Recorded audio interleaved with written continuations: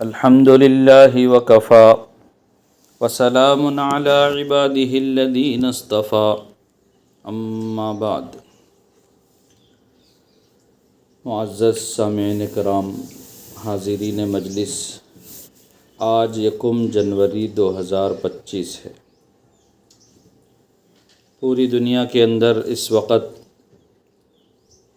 نئے سال کی مبارکبادیوں کا ایک عام سلسلہ ہے۔ غیر مسلم، عیسائی اور یہودی تو اس سلسلے میں پیش ہے ہی، مسلمان بھی انگریزی نئے سال کی مبارکبادیاں دینے اور آپس میں ایک دوسرے کو اس طرح کے پیغام بھیجنے میں کوئی پیچھے نہیں ہیں، بلکہ ان کے شانہ بشانہ کھڑے ہونے کو اپنے لیے فخر کا ذریعہ سمجھ رہا ہے۔ آخر یہ جنوری کی 1 تاریخ کو نیا سال منانا، جشن کرنا، یہ کس نے ایجاد کیا اور یہ کس قوم کا خاصہ ہے، اور مسلمانوں کو ایسے موقع پر کیا رویہ اختیار کرنا چاہیے، اس سلسلے میں غور و فکر کی ضرورت ہے۔ اصل یہ نئے سال کا جشن مسلمانوں کا نہیں بلکہ عیسائیوں کا ایجاد کیا ہوا ہے۔ آج ان کی طرح بہت سے مسلمان بھی نئے سال کے منتظر رہتے ہیں اور 31 دسمبر کی رات کا بے صبری سے انتظار رہتا ہے، اور یہ مسلمان اپنی اسلامی اقدار اور روایات کو چھوڑ کر نئے سال کے جشن منانے کے سلسلے میں ان لوگوں کے شانہ بشانہ کھڑے نظر آتے ہیں۔ جبکہ مسلمانوں کا نیا سال محرم الحرام سے شروع ہوتا ہے، لیکن افسوس ہے کہ ہم میں سے اکثر لوگوں کو محرم کے آنے اور نئے سال کے شروع ہونے کا احساس تک نہیں رہتا۔ بہرحال سال انگریزی کا ہو یا اسلامی، جب وہ 1 سال گزر جاتا ہے تو اگلے سال کے آغاز پر اس کی زندگی کا 1 برس کم ہو گیا ہے اور نیا سال شروع ہو رہا ہے، تو گویا اپنی زندگی کے یہ محاسبے کا اور جائزے کا وقت ہے۔ زندگی اللہ کی طرف سے ملی ہوئی ایک بیش قیمت نعمت ہے، اور نعمت کے زائل ہونے پر جشن منایا نہیں جاتا بلکہ افسوس کیا جاتا ہے، اور اس نعمت کو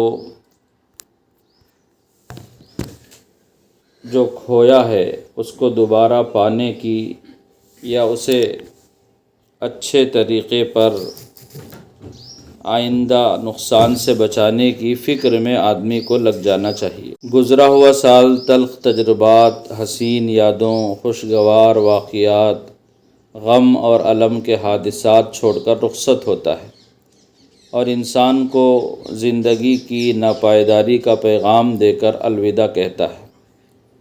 سال ختم ہوتا ہے تو گویا حیات مستعار کی بہاریں بھی ختم ہو رہی ہیں، اور انسان اپنی مقررہ مدت جو زندگی کی ہے اس کی تکمیل کی طرف آگے بڑھ رہا ہے۔ اسی لیے کسی کہنے والے نے کہا ہے، غافل تجھے گھڑیال یہ دیتا ہے منادی، غافل تجھے گھڑیال یہ دیتا ہے منادی، گردوں نے گھڑی عمر کی ایک اور گھٹا دی۔ اور زندگی جو ہم کو عطا ہوئی ہے وہ صرف آخرت کی ابدی زندگی کی تیاری کے لیے ملی ہے کہ ہم اس کے ذریعے سے آنے والی زندگی کو بہتر بنا سکیں۔ اب یہ گزرا ہوا سال اور آنے والا سال ہمیں دینی اور دنیاوی دونوں میدانوں میں اپنا محاسبہ کرنے کی طرف متوجہ کر رہا ہے کہ ہماری زندگی کا جو 1 سال کم ہو گیا ہے اس میں ہم نے کیا کھویا ہے اور کیا پایا ہے۔ ہمیں عبادات، معاملات، اعمال، حلال و حرام، اللہ کے حقوق اور بندوں کے حقوق کی ادائیگی کے میدان میں اپنی زندگی کا محاسبہ کر کے دیکھنا ہے کہ ہم سے کہاں کہاں غلطیاں ہوئی ہیں۔ اس لیے کہ انسان دوسروں کی نظروں سے تو اپنی غلطیوں کو، کوتاہیوں کو چھپا سکتا ہے، لیکن خود کی نظروں سے نہیں بچ سکتا۔ اسی لیے نبی کریم صلی اللہ علیہ وسلم نے فرمایا، حاسبوا انفسکم قبل ان تحاسبوا، کہ تم خود اپنا محاسبہ کرو اس سے پہلے کہ تمہارا حساب لیا جائے۔ اس لیے ہم سب کو ایمانداری سے اپنا اپنا اس موقع پر مواخذہ کرنا ہے، محاسبہ کرنا چاہیے، اور ملی ہوئی مہلت کو جو اللہ کی طرف سے ہے اس سے فائدہ اٹھانا چاہیے اس سے پہلے کہ یہ مہلت ختم ہو جائے۔ اسی کو اللہ رب العزت نے قرآن کریم میں جگہ جگہ بیان فرمایا ہے، اور اپنی خود احتسابی اور جائزے کے بعد اس کے تجربات کی روشنی میں بہترین مستقبل کی تعمیر اور تشکیل کے منصوبے میں منہمک ہونا چاہیے۔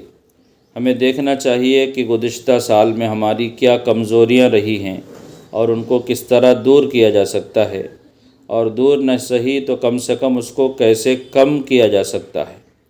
چونکہ انسان غلطی کا پتلا ہے، اس سے غلطیاں، کوتاہیاں تو ہوں گی ہی۔ کسی غلطی کا ارتکاب برا ہے تو کسی کا اس سے بھی زیادہ برا ہوتا ہے۔ تو اس سے یہ سبق حاصل کرنا چاہیے کہ ہم اپنی غلطیوں کی اصلاح کیسے کر سکتے ہیں۔ آئندہ کے لیے لائحہ عمل اور منصوبہ بندی دینی اور دنیاوی معاملات میں کیسے بہتر سے بہتر کر سکتے ہیں، اس سلسلے میں ہمیں فکر اور کوشش کرنی چاہیے۔ آخرت کی زندگی کی کامیابی اور ناکامی کا دار و مدار اسی دنیا کے عمل پر ہے۔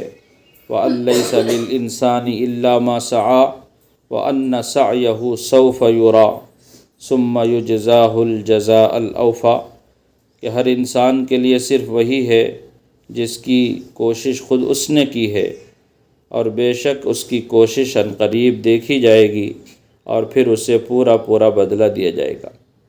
تو غرض ہے کہ ہر نیا سال خوشی کے بجائے ایک حقیقی انسان کو بے چین کر دیتا ہے، اس لیے کہ اس کو اس بات کا احساس ہوتا ہے کہ میری عمر رفتہ رفتہ کم ہو رہی ہے، برف کی طرح پگھل رہی ہے۔